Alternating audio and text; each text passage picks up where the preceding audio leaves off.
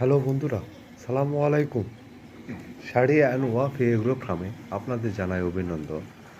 বন্ধুরা, আপনারা দেখতে পাচ্ছেন যে পেঁপে গাছে আমি যে সার ব্যবস্থাপনা যে সার প্রয়োগ করছি, সেই সার দেখুন কতটা দূরত্বে প্রয়োগ করছি আমি। আপনারা দেখতে পাবেন বন্ধুরা। তো বন্ধুরা, আপনারা দেখতে থাকুন। এই সার দেখেন আমি চারিদিকে রাউন্ড করে সার দিয়েছি বন্ধুরা। যে গাছের পেঁপে গাছে চতুর্পাশে সার দিতে হয়, এটা আপনারা সবাই জানেন। তো সার আমি এখানে মূলত টিএসপি, এমওপি ও ফসফেট ইউজ করছি বন্ধুরা।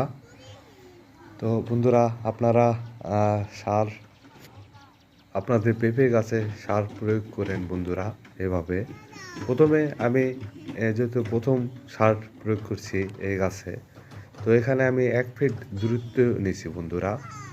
আমি গাছের পেঁপে গাছের চতুর্পাশে চতুর্পাশে 1 ফিট করে বৃত্তাকার করে আমি গর্ত করছি বন্ধুরা।